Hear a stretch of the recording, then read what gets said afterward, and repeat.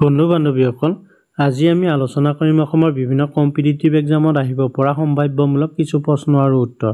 এতিয়া আমি আগবাঢ়িছোঁ আজি প্ৰথমটি প্ৰশ্নলৈ। প্ৰথমটি প্ৰশ্ন আছিলে কাহুদি এক প্ৰকাৰৰ দেশ। অপশ্যন চাৰিটা দিয়া আছিলে। অপশ্যন ক'ত আছে আচাৰ, অপশ্যন ক'ত আছে ঘেঁহু, অপশ্যন গ'ত আছে চাউল, অপশ্যন ঘ'ত আছে পাচলি। ইয়াৰে শুদ্ধ উত্তৰটো হৈছে অপশ্যন ক শুদ্ধ উত্তৰ আচাৰ। কাহুদি এক প্ৰকাৰৰ আচাৰ। এতিয়া আমি আগবাঢ়িছোঁ আজি অন্য এটি প্ৰশ্নলৈ। শুক্তা এবিধ দেশ। ইয়াতে অপশ্যন চাৰিটা দিয়া আছিলে। অপশ্যন ক'ত আছে চাউল, অপশ্যন ক'ত আছে ঘেঁহু, অপশ্যন গ'ত আছে আচাৰ, অপশ্যন ঘ'ত আছে পাচলি। ইয়াৰে শুদ্ধ উত্তৰটি হৈছে অপশ্যন ঘ শুদ্ধ উত্তৰ পাচলি। শুক্তা এবিধ পাচলি। এতিয়া আমি আগবাঢ়িছোঁ আজি অন্য এটি প্ৰশ্নলৈ। নিম্নলিখিত কোনবিধ বনৌষধি। ইয়াতে অপশ্যন চাৰিটা দিছিলে। অপশ্যন ক'ত আছে হেলচি, অপশ্যন ক'ত আছে মৰলীয়া, অপশ্যন গ'ত আছে কলমৌ, অপশ্যন ঘ'ত আছে ওপৰৰ আটাইবোৰ। ইয়াৰে শুদ্ধ উত্তৰ হৈছে অপশ্যন ঘ শুদ্ধ উত্তৰ ওপৰৰ আটাইবোৰ। হেলচি, মৰলীয়া, কলমৌ আটাইবোৰ শাক হৈছে বনৌষধি শাক।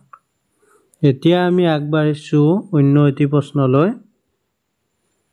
বড়ো বিবাহৰ পোচাকক কি বুলি কোৱা হয়। ইয়াতে অপশ্যন চাৰিটা আছিলে। অপশ্যন ক'ত আছে চালামঠা, অপশ্যন ক'ত আছে চেয়াল, অপশ্যন গ'ত আছে মেখেলা চাদৰ, অপশ্যন ঘ'ত আছে ওপৰৰ আটাইবোৰ। ইয়াৰে শুদ্ধ উত্তৰ হৈছে অপশ্যন ক শুদ্ধ উত্তৰ চালামঠা। চালামঠা হৈছে বড়ো বিবাহৰ পোচাক। এতিয়া আমি আগবাঢ়িছোঁ আজি আন এটি প্ৰশ্নলৈ। চাপকনি এক প্ৰকাৰৰ দেশ। অপশ্যন ক'ত আছে খাদ্য, অপশ্যন ক'ত আছে পোচাক, অপশ্যন গ'ত আছে অলংকাৰ, অপশ্যন ঘ'ত আছে ওপৰৰ এটাও নহয়। ইয়াৰে শুদ্ধ উত্তৰটি হৈছে অপশ্যন খ শুদ্ধ উত্তৰ পোচাক। চাপকনি এক প্ৰকাৰৰ পোচাক। এতিয়া আমি আগবাঢ়িছোঁ আন এটি প্ৰশ্নলৈ। নিম্নলিখিত কোনবিধ ৰাভাসকলৰ পৰম্পৰাগত পোচাক।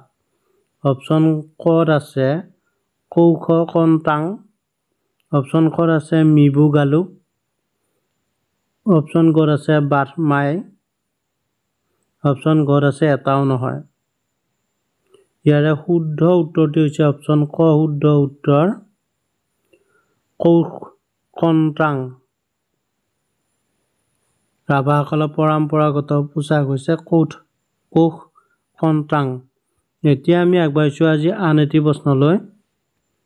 গামোচা এটা দেশ শব্দ।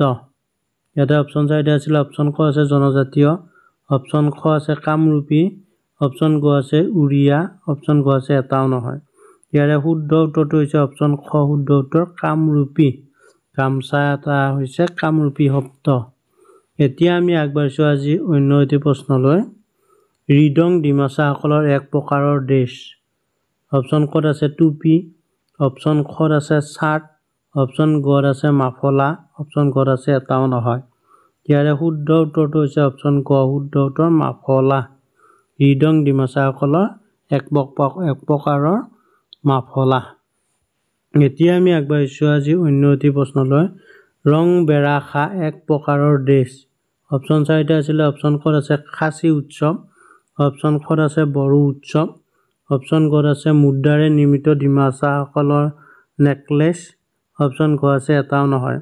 ইয়াৰে শুদ্ধ উত্তৰটো হৈছে অপশ্যন গ শুদ্ধ উত্তৰ মুদ্ৰাৰে নিৰ্মিত ডিমাছাৰ নেকলেছ। ৰং বেৰাখা এক প্ৰকাৰৰ মুদ্ৰাৰে নিৰ্মিত ডিমাছাৰ নেকলেছ। এতিয়া আমি আগবাঢ়িছোঁ আন এটি প্ৰশ্নলৈ। সালামাখা এবিধ দেশ।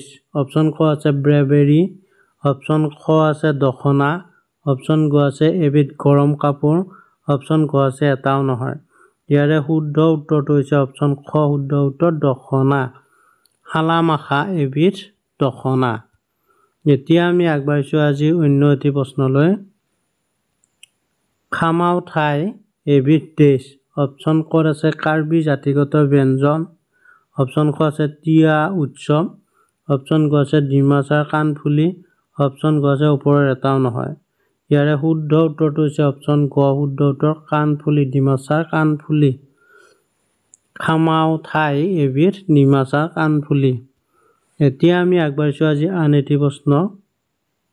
বন্ধু বান্ধৱীসকল, আজি ইমানতে সমাপ্ত কৰা হৈছে। আগলৈ এনেকুৱা ভিডিঅ'সমূহ পাই থাকিবলৈ প্লিজ চেনেলটি ছাবস্ক্ৰাইব কৰিব, লগতে বন্ধু বান্ধৱীলৈ শ্বেয়াৰ কৰিব। ধন্যবাদ। জয় আই অসম।